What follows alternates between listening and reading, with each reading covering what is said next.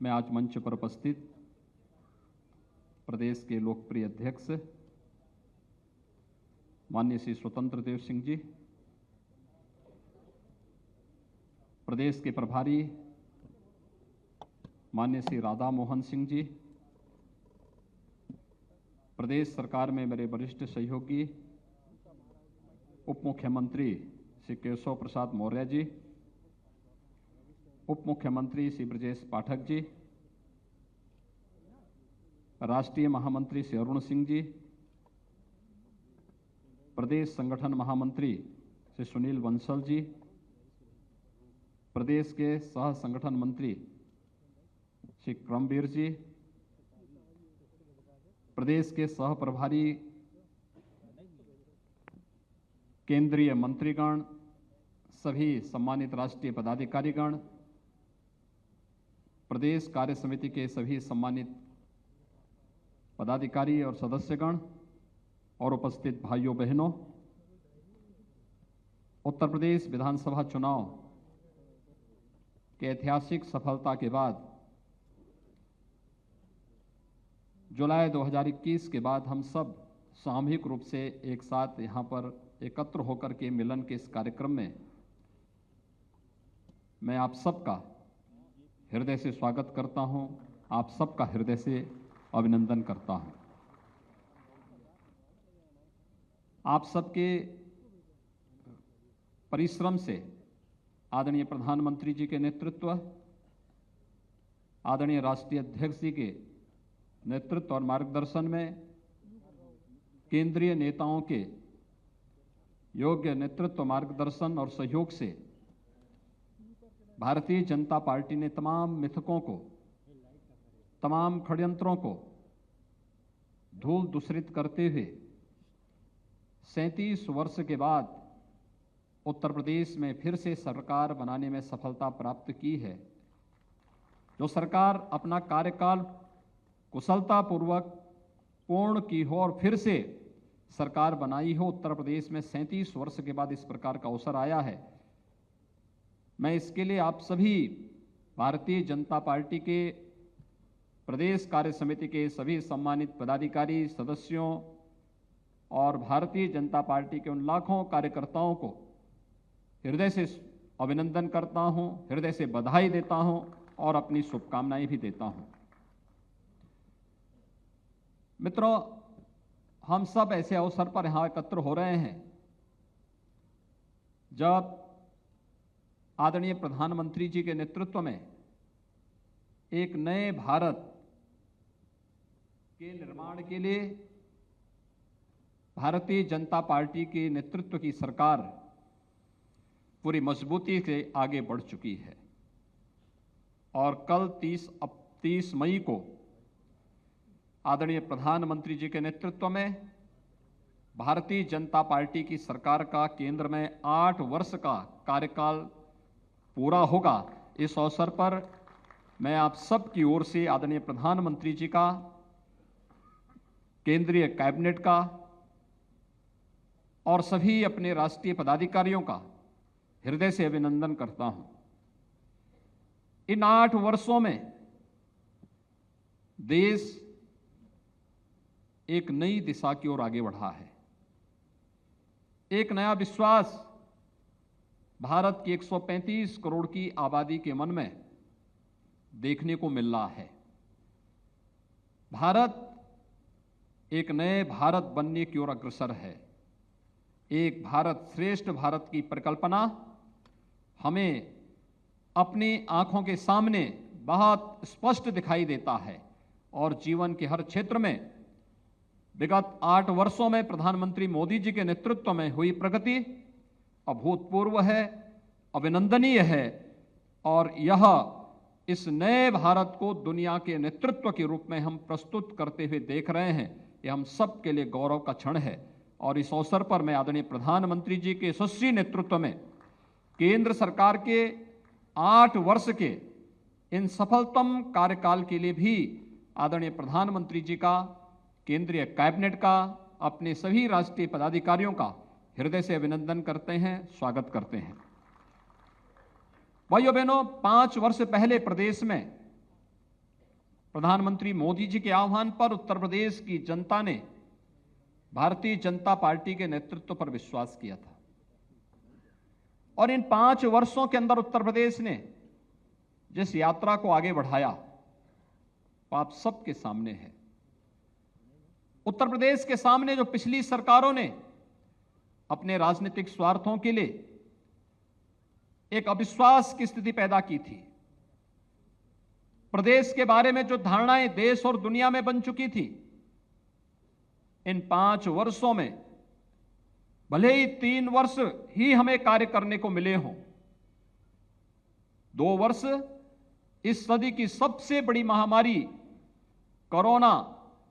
के प्रबंधन और उससे प्रत्येक नागरिक को राहत मिल सके,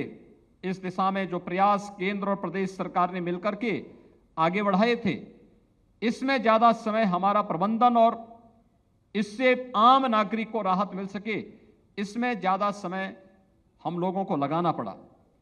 लेकिन उस सब के बावजूद उत्तर प्रदेश 2017 के पहले उत्तर प्रदेश के बारे में देश और दुनिया की क्या धारणा थी, राजनीतिक दलों के बारे में, सरकारों के बारे में उत्तर प्रदेश की जनता की क्या धारणा थी, और जब 2022 में विधानसभा के चुनाव सकुशल संपन्न होने के बाद फिर से प्रदेश में भारतीय जनता पार्टी के नेतृत्व की सरकार बनी है, उस समय तक जनता के मन में राजनीतिक दल और सरकारों के बारे में क्या धारणा होनी चाहिए, यह भी आप सबके सामने है। पूरी ईमानदारी के साथ,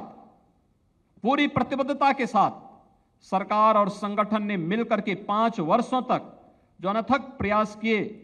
परिश्रम की पराकाष्ठा तक केंद्र और प्रदेश सरकार की योजनाओं को आम जन तक पहुंचाने का परिणाम हम सबके सामने रहा। केंद्र सरकार की जिन योजनाओं में 2017 के पहले उत्तर प्रदेश सबसे पिछले पायदान पर खड़ा रहता था, आज उन सभी योजनाओं में लगभग 4 दर्जन ऐसी योजनाएं हैं जो योजनाएं ईज ऑफ लिविंग के लक्ष्य को प्राप्त करने में सफलता प्रदान करती है। उन योजनाओं में जिनमें पहले उत्तर प्रदेश का कोई स्थान नहीं होता था, आज उन सभी योजनाओं में उत्तर प्रदेश अग्रणी भूमिका के साथ देश के सामने अपनी एक नई पहचान के रूप में सबके सामने खड़ा है। चाहे वह प्रदेश के अंदर 2,61,00,000 गरीबों के घर में शौचालय बनाने का कार्य, मित्रों बहुत बड़ा कार्य था ये। जब स्वच्छ भारत मिशन की घोषणा प्रधानमंत्री मोदी जी ने 2 अक्टूबर 2014 को की थी, उस समय तमाम विरोधी दलों के द्वारा तमाम प्रकार की बातें कही जा रही थी, लेकिन स्वच्छ भारत मिशन का लक्ष्य उत्तर प्रदेश के सहयोग के बगैर प्राप्त नहीं किया जा सकता था। दुर्योग से उत्तर प्रदेश के अंदर उस समय की जो सरकार थी उसकी इसमें कोई रुचि नहीं थी। जिस उत्तर प्रदेश को 2,61,00,000 घरों में एक शौचालय बनाने थे, 2.5 वर्ष में उस उत्तर प्रदेश में मात्र 25 लाख शौचालय बन पाए थे, और इस लक्ष्य को प्राप्त करना था मात्र 4 वर्ष के अंदर। 2.5 वर्ष बीत गए। अब 2.5 वर्ष बीत जाने के बाद मात्र 1.5 वर्ष का कालखंड था जब भारतीय जनता पार्टी नेतृत्व की सरकार आई। यद्यपि भारत सरकार ने, प्रधानमंत्री जी ने हम लोगों की चुनौती को भी देखा और उन्होंने उस समय इसको 1 वर्ष के लिए और बढ़ाया कि देश स्वच्छ भारत मिशन के लक्ष्य को प्राप्त करने के लिए, ओडीएफ के लक्ष्य को प्राप्त करने के लिए अब इसे 1 वर्ष तक और इसको विस्तार देती है। लेकिन उत्तर प्रदेश की टीम ने आदरणीय प्रधानमंत्री जी के नेतृत्व में जो पहले से निर्धारित समय था, अक्टूबर 2018 में ही उत्तर प्रदेश को खुले में शौच से मुक्त करने की कार्रवाई को संपन्न करने 2,61,00,000 शौचालय बनाकर के उस लक्ष्य को प्रदान करके आदरणीय प्रधानमंत्री जी के विजन को जमीनी धरातल पर उतारने का काम भी किया। मैं देखता हूं आज भी विपक्षी दलों के लोगों को यह लगता है कि शौचालय बनाने का काम एक सामान्य कार्य है, इसका क्या प्रभाव पड़ने वाला है। लेकिन भाइयों बहनों, यह एक बहुत यानी पूरी भारत की तस्वीर को बदलने वाला कार्यक्रम है। कार्यक्रम इस रूप में 2014 के पहले अगर आप उत्तर प्रदेश के अंदर गांवों में जाते थे, गांव की गलियां पैदल चलने लायक नहीं होती थी, गंदगी का अंबार होता था, बदबू देखने को मिलती थी। स्वच्छ भारत मिशन के बाद, इस कार्यक्रम को सफलतापूर्वक लागू होने के बाद आज गांव साफ सुथरे हैं। गांव में आप पैदल भी जा सकते हैं, कहीं कोई समस्या नहीं। एक पक्ष इसने गांव की तस्वीर को बदला है, इसकी दूसरी तस्वीर इसने नारी गरिमा की रक्षा की है, और इसकी तीसरी तस्वीर इसने हजारों बच्चों को असमय काल कलवित होने से बचाया है। इंसेफ्लाइटिस जैसी महामारी से बचाने में इस अभियान की बहुत बड़ी भूमिका है। आप में से बहुत सारे पदाधिकारी पूर्वी उत्तर प्रदेश के इंसेफ्लाइटिस से प्रभावित उन क्षेत्रों में देखे होंगे जहां पर हजारों मौतें हर वर्ष केवल मस्तिष्क ज्वर और उससे जुड़ी हुई बीमारियों से होती थी। स्वच्छ भारत मिशन लागू होने के बाद, ईमानदारी के साथ उसे लागू होने करने के बाद, आज इंसेफ्लाइटिस से जिस उत्तर प्रदेश में 1.5 से 2,000 मौतें प्रतिवर्ष होती थी, हम लोगों ने विगत 5 वर्ष के अंदर स्वच्छ भारत मिशन की प्रभावी कार्य योजना को लागू करने के बाद उसकी सफलता के साथ इंसेफ्लाइटिस से होने वाली मौतों को 95% नियंत्रण करने में सफलता प्राप्त की है। 95% मौतों को रोकने का मतलब एक उस बहुत बड़े लक्ष्य को प्राप्त करने में हमें सफलता प्राप्त हुई कि आखिर परिणाम क्या है? परिणाम है जो एक मासूम काल कलवित होता था बीमारी से, स्वच्छ भारत मिशन ने आज उसे भी जीवन की मुख्य धारा के साथ जोड़ करके जीने का अधिकार दिया है, और यह सब संभव हो पाया है प्रधानमंत्री मोदी जी के विजन के कारण। भाइयों बहनों, आज अनेक ऐसी योजनाएं, कोई सोचता था कि गरीबों के पास भी अपना मकान होगा। 43.5 लाख ग्रामीण और शहरी क्षेत्रों में 43.5 लाख गरीबों के पास प्रधानमंत्री आवास योजना और मुख्यमंत्री आवास योजना के माध्यम से एक आवास को उपलब्ध हो जाना। ये केवल एक आवास की सुविधा उपलब्ध कराना नहीं, बल्कि आवास योजना के माध्यम से उन लोगों के जीवन में व्यापक परिवर्तन करने के साथ ही उन्हें स्वावलंबन के मार्ग पर अग्रसर करने का भी एक बेहतर प्रयास है। प्रधानमंत्री आवास की योजना, प्रधानमंत्री स्टार्टअप की योजना, प्रधानमंत्री स्टैंड अप की योजना, प्रदेश के अंदर एक जनपद एक उत्पाद की योजना, विश्वकर्मा श्रम सम्मान की योजना, इस प्रकार की अनेक उन योजनाओं के माध्यम से केंद्र और प्रदेश सरकार ने मिलकर के डबल इंजन का एहसास उत्तर प्रदेश की 25 करोड़ जनता को कराने में सफलता प्राप्त की। और उसका परिणाम जब सरकार और संगठन इन योजनाओं को लेकर के प्रत्येक नागरिक के घर तक पहुंचा, प्रत्येक नागरिक तक पहुंचा, उसका परिणाम रहा कि जो तमाम प्रकार का दुष्प्रचार, विपक्ष के तमाम प्रकार के षड्यंत्रों को दरकिनार करते हुए, तमाम गठबंधन महागठबंधन को दरकिनार करते हुए उत्तर प्रदेश की जनता ने उत्तर प्रदेश के अंदर फिर से भारतीय जनता पार्टी नेतृत्व की सरकार पर विश्वास करते हुए उसे 2/3 से अधिक जनादेश देकर के विपक्ष के उन सभी षड्यंत्रों को धूल दूषित करने का कार्य किया। जो एक सपने पाले हुए थे कि हम लोग उत्तर प्रदेश के अंदर अगर इस प्रकार का षड्यंत्र करेंगे तो उस षड्यंत्र से इस प्रकार की तस्वीर पैदा हो जाएगी, और उस तस्वीर से हम खंडित जनादेश के माध्यम से फिर उत्तर प्रदेश में अपना जो लूट तंत्र है उस लूट तंत्र को आगे बढ़ाएंगे, वह पूरी तरह बेनकाब साबित हो चुका है। भाइयों बहनों, 2022 का जनादेश बहुत स्पष्ट संकेत करता है कि अगर आप कार्य करेंगे गांव के लिए, गरीब के लिए, किसान के लिए, नौजवान के लिए, महिलाओं के लिए, समाज के प्रत्येक तबके के लिए ईमानदारी के साथ कार्य कर रहे हैं, तो जनता जनार्दन भी उसी मजबूती के साथ जाति, मत, मजहब, क्षेत्र, भाषा से ऊपर उठ करके आपके साथ पूरी मजबूती के साथ खड़ी होती हुई दिखाई देगी। आपने चुनाव में देखा होगा कि आधी आबादी ने अपना आशीर्वाद भारतीय जनता पार्टी को दिया और उसके पीछे उसे एहसास हुआ जो बेटियों और बहनों के सामने सुरक्षा का संकट था, महिलाओं के सामने घर से बाहर निकलने का एक संकट खड़ा हुआ था पिछली सरकारों के समय में, उस संकट से सरकार ने मजबूती के साथ उस प्रकार के कार्यक्रमों को लागू करने के बाद प्रदेश में जो लागू किया उसके परिणाम देखने को प्राप्त हुए। कोरोना कालखंड में, संकट के उस दौर में हर नागरिक के साथ कैसे खड़ा होना है, सुख दुख में कैसे सहभागी बना जा सकता है, जीवन और जीविका के बीच में संतुलन बनाने का कार्यक्रम कैसे आगे बढ़ सकता है, ये सभी कार्यक्रम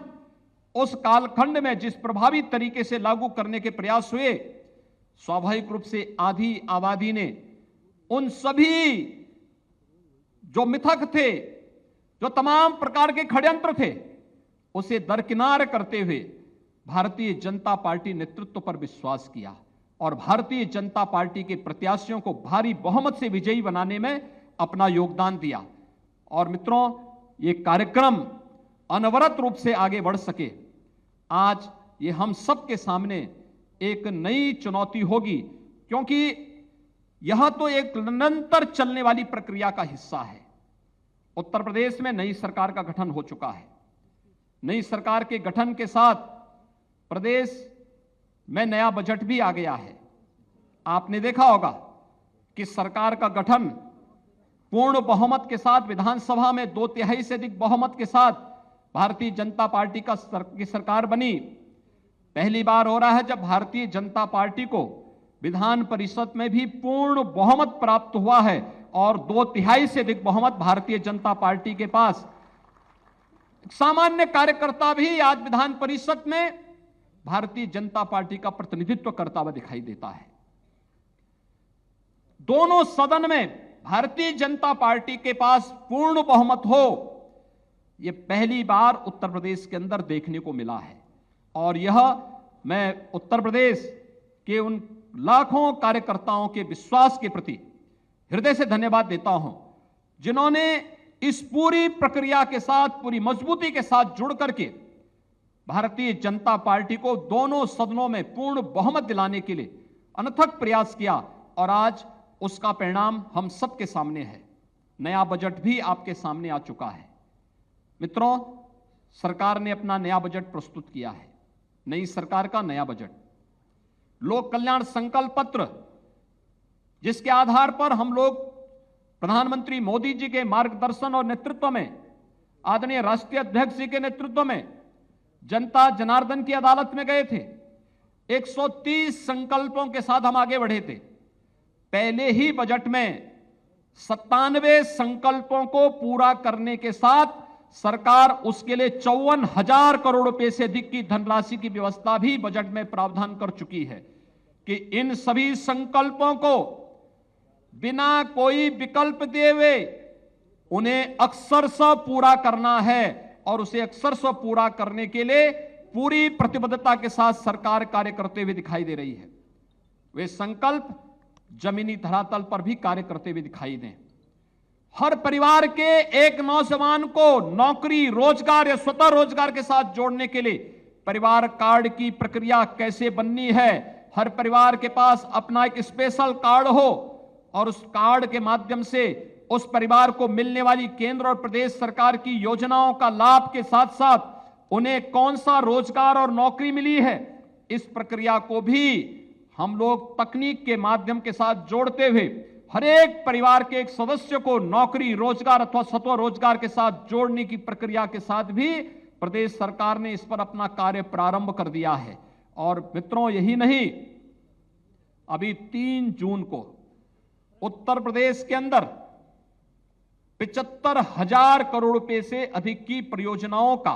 प्रधानमंत्री मोदी जी के माध्यम से निवेश को जमीनी धरातल पर उतारने के एक बड़े कार्यक्रम का शुभारंभ करने के लिए आदरणीय प्रधानमंत्री जी का मार्गदर्शन प्रदेश की राजधानी लखनऊ में ही प्राप्त हो रहा है। ये 75,000 करोड़ रुपए का मतलब एक सामान्य राशि नहीं, बल्कि ये निवेश हजारों नौजवानों के लिए नौकरी और रोजगार लेकर के भी प्रदेश के अंदर लेकर के आएगा। इस विश्वास के साथ इस कार्यक्रम को आगे बढ़ाने की प्रक्रिया को भी हम लोगों ने जमीनी धरातल पर उतारने की पूरी तैयारी अपनी यहां पर कर ली है। प्रदेश की वन डिस्ट्रिक्ट वन प्रोडक्ट की योजना ने आज उत्तर प्रदेश को एक्सपोर्ट के एक हब के रूप में स्थापित किया है। 1,56,000 करोड़ रुपए से अधिक की एक्सपोर्ट आज के दिन पर उत्तर प्रदेश के अपने परंपरागत उत्पादों के माध्यम से कर रहा है। आज उत्तर प्रदेश देश के अंदर इलेक्ट्रॉनिक मैन्युफैक्चरिंग के सबसे बड़े हब के रूप में स्थापित हो रहा है। कोरोना कालखंड में भी जीवन और जीविका को बचाने के साथ उत्तर प्रदेश के अंदर हम लोग नए निवेश की संभावनाओं को आगे बढ़ा सकें। देश का पहला डिस्प्ले यूनिट हम लोग उत्तर प्रदेश के अंदर चीन से लेकर के आए कि चीन में जो था पहले, लेकिन चीन के प्रति दुनिया के अविश्वास का परिणाम आज वहां से निवेश उठ करके दुनिया की तरफ जब भाग रहा है, तो उसमें से देश की पहले डिस्प्ले यूनिट को उत्तर प्रदेश के अंदर ला करके हम लोगों ने सफलतापूर्वक उससे प्रोडक्शन भी अपना प्रारंभ कर दिया है कि अब चीन दुनिया के अंदर निवेश के सबसे बेहतर डेस्टिनेशन के रूप में नहीं, बल्कि दुनिया के अंदर भारत निवेश का सबसे अच्छा डेस्टिनेशन होगा। ये प्रधानमंत्री मोदी जी के नेतृत्व में साकार हुआ है और उत्तर प्रदेश भारत के अंदर निवेश का सबसे बड़ा डेस्टिनेशन होगा। यह उत्तर प्रदेश आज इस दिशा में कार्य करता हुआ दिखाई दे रहा है। मित्रों, बहुत सारे कार्यक्रमों को इस दौरान आगे बढ़ाने का कार्य हुआ है। उत्तर प्रदेश की अर्थव्यवस्था को एक नई दिशा देने के कार्यक्रम को भी आगे बढ़ाने का बेहतर प्रयास हुआ है। हम सब जानते हैं उत्तर प्रदेश 1947 में उत्तर प्रदेश की स्थिति क्या थी। 1947 में नेशनल एवरेज के बराबर उत्तर प्रदेश की प्रति व्यक्ति आय भी थी, लेकिन धीरे धीरे करके राजनीतिक संक्रमण का ऐसा दौर उत्तर प्रदेश के अंदर देखने को मिला जिसने उत्तर प्रदेश के नौजवानों को उत्तर प्रदेश से पलायन करने के लिए मजबूर कर दिया। उत्तर प्रदेश में गरीबी आने लग गई, उत्तर प्रदेश में किसान आत्महत्या करने लग गया, उत्तर प्रदेश में सुरक्षा का वातावरण पैदा हुआ, उत्तर प्रदेश के अंदर दंगों की श्रृंखला प्रारंभ हुई। छोटी छोटी बातों को लेकर के दंगा होता था, ऐसे लगता था जैसे उत्तर प्रदेश के अंदर दंगाइयों का राज हो। लेकिन आज उत्तर प्रदेश अपनी अर्थव्यवस्था को मजबूती के साथ आगे बढ़ाते हुए विगत 5 वर्ष के अंदर हम उत्तर प्रदेश की अर्थव्यवस्था को दुगनी करने में हमें सफलता प्राप्त हुई। प्रति व्यक्ति आय को दुगने से अधिक करने में हमें सफलता प्राप्त हुई। ईज ऑफ डूइंग बिजनेस में, यानी व्यवसाय की सुगमता के लिए जो उत्तर प्रदेश देश के अंदर 5 वर्ष पहले 14वें स्थान पर था, आज वह उत्तर प्रदेश विश्व व्यवसाय की सुगमता के लिए देश के अंदर नंबर 2 स्थान पर आ चुका है। यह एक बेहतर उत्तर प्रदेश की तस्वीर प्रस्तुत करता है जो प्रधानमंत्री मोदी जी के विजन को जमीनी धरातल पर उतारता हुआ दिखाई देता है। और यही नहीं, आज उत्तर प्रदेश दंगा मुक्त उत्तर प्रदेश है। उत्तर प्रदेश ने, नई सरकार ने अपने कार्यक्रम को फिर से प्रारंभ करते हुए जिन कार्यक्रमों को आगे बढ़ाया है, आपने विगत 1.5-2 महीनों के अंदर देखा होगा। रामनवमी का कार्यक्रम शांतिपूर्ण तरीके से संपन्न होता है, हनुमत जयंती का कार्यक्रम शांतिपूर्ण तरीके से संपन्न होता है, रमजान के महीने में अलविदा की नमाज के दिन सड़कों पर नमाज ना होना, यह उत्तर प्रदेश के अंदर पहली बार संभव हो पाया है कि सड़कों पर नमाज नहीं होगी। नमाज के लिए स्थान जो उनका इबादत गाह है, मस्जिद है, ईदगाह है, वहीं पर धार्मिक कार्यक्रम या मजहबी कार्यक्रम हो पाएंगे, सड़कों पर नहीं होंगे। और इसके साथ ही आपने ये भी देखा होगा कि जो अनावश्यक शोरगुल था, उस शोरगुल से कैसे मुक्ति मिलती है, कैसे 70,000 से अधिक माइक जो धर्मस्थलों पर लग करके पहले तमाम लोगों को परेशान करते थे, कोई बुजुर्ग है, कोई बीमार है, कोई नवजात शिशु है, और लगभग 60,000 माइक की आवाज परिसर तक सीमित हो जाना, यह अपने आप में एक ऐसा उदाहरण है जिसे लेकर के लोग मानते हैं कि वास्तव में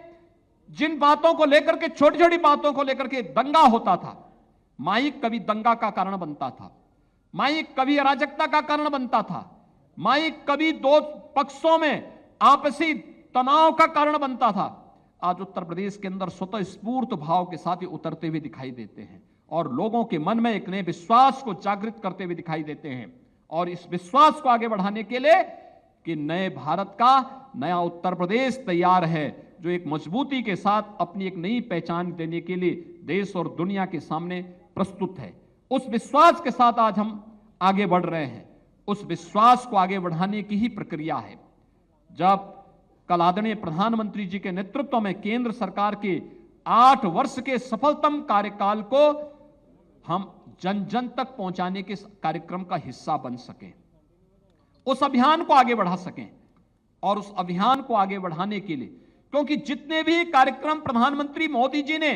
विगत 8 वर्ष के अंदर, चाहे वह इंफ्रास्ट्रक्चर डेवलपमेंट के हों, गरीब कल्याण से जुड़े हुए योजनाएं हों, युवाओं से संबंधित हों, महिलाओं के कल्याण से संबंधित हों, या फिर समाज के विभिन्न तबके के हितों के लिए किए जाने वाले कार्यक्रम हों, ये सभी कार्यक्रम इस बात को प्रदर्शित करते हैं और सभी योजनाएं प्रत्येक नागरिक को स्वावलंबन की दिशा में अग्रसर करने के एक बृहद अभियान का हिस्सा है। और उस बृहद अभियान के हिस्से बनने के लिए ही आज हम सबको मिलकर के इस कार्यक्रम को आगे बढ़ाना होगा। और 8 वर्ष के इन कार्यक्रमों को लेकर के जन जन तक पहुंचाने का एक कार्यक्रम हम केंद्र सरकार की उपलब्धियों के साथ साथ केंद्र और राज्य सरकार के द्वारा अपने इस कार्यकाल के दौरान जो कुछ भी प्रदेश की 25 करोड़ जनता के जीवन में व्यापक परिवर्तन करने के लिए किया है, उस परिवर्तन को हम नए सिरे से आगे बढ़ा सकें। मित्रों, विगत कार्य समिति के बाद आपने काशी में काशी विश्वनाथ धाम के भव्य उद्घाटन के कार्यक्रम को भी अपनी आंखों से देखा होगा। अयोध्या में भगवान श्री राम के भव्य मंदिर निर्माण के बाद अब काशी ने जो अंगड़ाई ली है वो हम सबके सामने है। काशी में काशी विश्वनाथ धाम का भव्य उद्घाटन होने के बाद प्रतिदिन 1 लाख श्रद्धालु काशी विश्वनाथ धाम के दर्शन करने के लिए काशी में आ रहा है। और काशी आदरणीय प्रधानमंत्री जी के विजन के अनुरूप अपने नाम को सार्थक कर रहा है। आज काशी उस दिशा में आगे बढ़ चुका है। मथुरा, वृंदावन, विंध्यवासिनी धाम, नेमिष धाम, सुख तीर्थ, वे सभी तीर्थ एक बार फिर से एक नई अगड़ाई लेते हुए दिखाई दे रहे हैं। और उन स्थितियों में हम सबको आगे बढ़ना होगा। साथ साथ मैं आप सबका आह्वान करूंगा, कार्य समिति के माध्यम से अब इस संकल्प को लेकर के चले। 2024 के चुनाव की भावभूमि अभी से हमें तैयार करनी होगी। अगर जनता जनार्दन ने हम सबको कोरोना कालखंड में किए गए परिश्रम, किए गए कार्य, सेवाई संगठन के इस लक्ष्य को प्रदान करने में हमें सफलता प्रदान की, तो साथ साथ केंद्र और प्रदेश सरकार की उपलब्धियों को जन जन तक पहुंचाने का परिणाम चुनाव में हमारे सामने आया है। लेकिन हमें अभी 2024 के लिए अपने आप को अभी से तैयारी करके आगे बढ़ना होगा। और 2024 के लोकसभा चुनाव में प्रधानमंत्री मोदी जी के नेतृत्व में एक बार फिर से हमें साबित करना है, उत्तर प्रदेश 75 सीटों का लक्ष्य लेकर के अभी से आगे बढ़े कि उत्तर प्रदेश में 75 सीटें उत्तर प्रदेश की जनता जनार्दन भारतीय जनता पार्टी के नेतृत्व में चुनाव जिता करके भेजेगी। इस लक्ष्य को लेकर के हम सब कार्य करेंगे और मुझे लगता है कि वह आप सभी कार्यकर्ताओं के नेतृत्व में परिश्रम से एक बार फिर से साकार होगा, क्योंकि यही तो भारतीय जनता पार्टी है जिसके बारे में हमेशा लोग इसी बात की चर्चा करते हैं। और अटल जी ने ठीक कहा, एक कार्य समिति उस विश्वास के साथ आगे बढ़ेगी। सरदेव अटल जी ने यही बात कही थी मित्रों, जिन्होंने कहा था कि इसके लिए हमें केंद्र और प्रदेश सरकार की उन उपलब्धियों को लेकर के घर घर जाना पड़ेगा, गांव-गांव जाना पड़ेगा, एक एक व्यक्ति को अपने साथ जोड़ना पड़ेगा, एक विराटता के लक्ष्य को प्राप्त करने की दिशा में अग्रसर होना पड़ेगा, एक साथ मिलकर के चलना होगा। और उसके लिए, उस विराटता को अंगीकार करने के लिए हम सबका संकल्प होना चाहिए, जो सरदेव अटल जी ने हम सबको दिया था कि छोटे मन से कोई बड़ा नहीं होता और टूटे मन से कोई खड़ा नहीं होता। उस संकल्प को लेकर के हम लोग प्रधानमंत्री मोदी जी के नेतृत्व में विगत 8 वर्ष के अंदर बदलते हुए भारत की इस तस्वीर को देख रहे हैं। एक भारत श्रेष्ठ भारत की परिकल्पना को साकार होते हुए हमने देखा है। दुनिया को नेतृत्व देने वाले भारत के रूप में आज हम प्रधानमंत्री जी का नेतृत्व देख रहे हैं और यह कार्य समिति 2024 के इन संकल्पों को साकार करती हुई दिखाई देगी। इस विश्वास के साथ मैं एक बार फिर से उत्तर प्रदेश विधानसभा की ऐतिहासिक सफलता के लिए आदरणीय प्रधानमंत्री जी का, आदरणीय राष्ट्रीय अध्यक्ष जी का, अपने केंद्रीय नेतृत्व का, प्रदेश के अपने सभी पदाधिकारियों का और उत्तर प्रदेश के सभी कोटि कोटि कार्यकर्ताओं का हृदय से अभिनंदन करते हुए उन्हें इस अवसर पर हृदय से बधाई भी देता हूं, अपनी शुभकामनाएं भी देता हूं और विश्वास व्यक्त करता हूं कि हमारी एक कार्य समिति 2024 के रोड मैप के साथ अगले 15 दिन का जो कार्यक्रम 8 वर्ष के कार्यक्रमों को लेकर के आगे बढ़ेगा, उसे पूरा करने में हम सफल होंगे। इस पूरे अभियान के प्रति मेरी पूरी शुभकामनाएं हैं। आप सबके प्रति कदम से कदम मिला करके पूरी सरकार आपके साथ खड़ी होगी। बहुत बहुत धन्यवाद। जय हिंद।